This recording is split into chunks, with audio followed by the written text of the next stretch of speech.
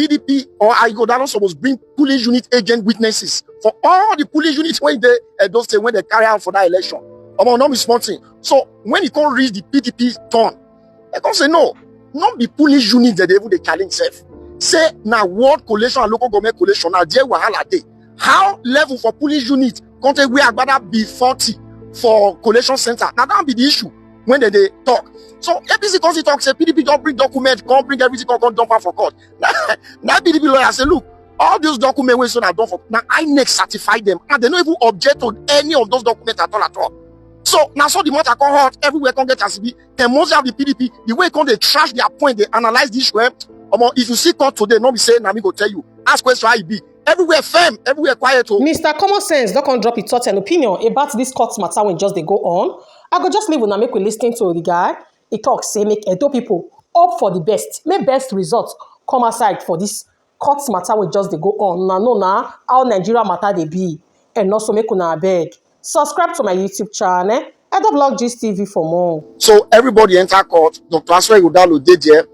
Tony Azegbe did there. Senator Odia day, Friday Tula day, and many other PDP leaders did there today. Then for the APC side, Adam Sanso, Olushomole did there, Tribunal day, Odubu day, Yamu did there. So now full house. So now they start with INEC, APC, and Opeolo.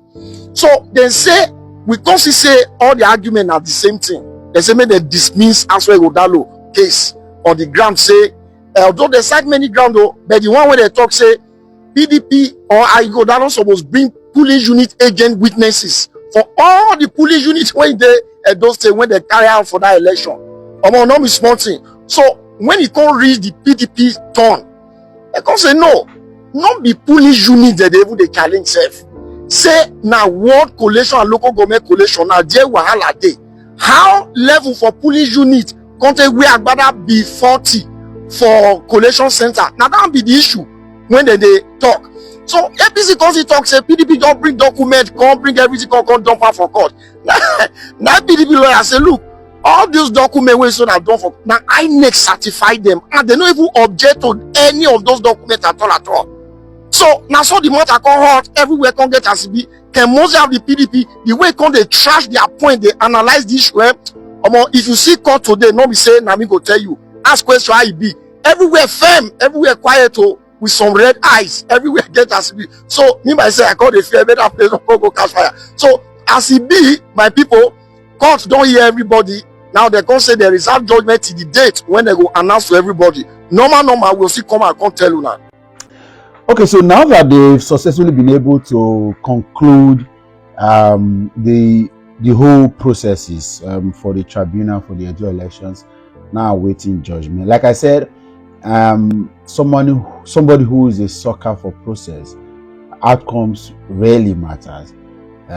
For me, the end doesn't justify the means. The means should justify the end.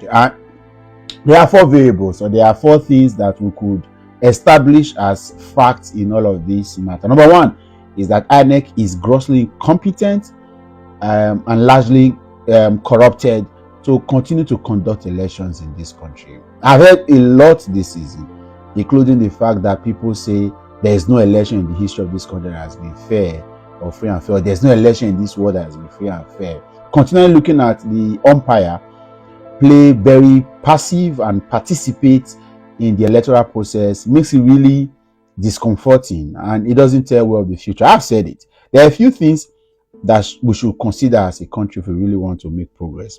Judiciary and justice system is inevitable, and democratic processes, how people get to power, because the bulk of this assignment is on INEC. See, if people do not get to power through proper democratic tenets and principles, there's a likelihood that they are not going to give in their best in delivering dividends of democracy.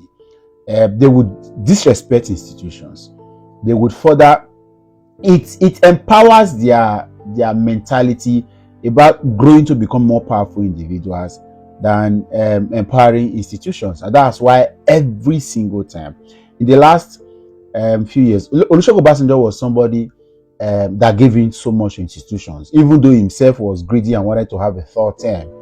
But then he gave in so much institutions. He built and incorporated founded and ensure that institutions were truly empowered. EFCC, a couple of all these other institutions were in his time, and that is somebody who rather would have had a few policemen run around in the name of corrupt people, wanted to see how he can build systems that could outlive him. And of course, Jonathan wasn't a man of institutions apart from the confab that he tried to have, and which was at the tail end of his government.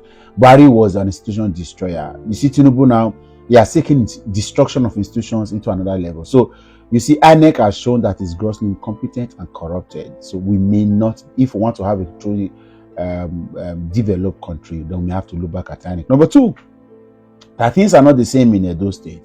I'm happy that the whole tribunal process and litigation went on successful in Abuja, but for the first time in several years. Of course, this is not the first time in the country. We had Electoral Tribunal relocated from Benin. It shows that we have become do-or-die politicians, as it were, in some parts of the country, and we have now allowed thuggery to take over. And this is not blaming anybody at the moment, whether or not people were victim. The thuggery was on one side; it wasn't so balanced. But then again, it shows that there is so much that needs to be done. And this is every other election will continue to aggravate, because now preparing for elections, you know that you have talks to deal with, so you recruit your own talks, and it makes elections really bloody. Before now, it used to be, if this was the state of elections, my dad would not be encouraging me at 18 or at 17 to go and register to vote, right? If this was the state of elections, I'm sure every single parent tried to keep their children away, and this is what the bad guys want, so that you stay away from the process, that they can manipulate it. Then thirdly, that the elections was marred with irregularities and manipulations, including the fact that INEC is not even ready to dispute any of the documents, and then it was marred with a lot of whether or not you believe anything. It's okay to say, you know, concern me to hell with anybody's thoughts, who do they, it's fine, but agree that we have a long way to go with elections. Then fourthly is that there's a body language already being seen. All of this is obvious. We don't trust the process enough, but it's obvious this is going to get. And this fourth takeaway, this is going to get to a usual position. It may end up, we may end up seeing a judgment that has been usual and been you will not be surprised. A lot of persons will not be surprised. You will be surprised if the right thing is done, but you're likely not going to be surprised with the outcome. However, it shows that we still have a long way to go, and with all of these things, like I said, going back to that reverse judgment, somebody was trying to tell me that the lawmakers, the litigation about the lawmakers' defection is still in court. Do you know that Rivers State government went to court first to request that the seats of the 7 lawmakers that defected to the APC should be declared vacant?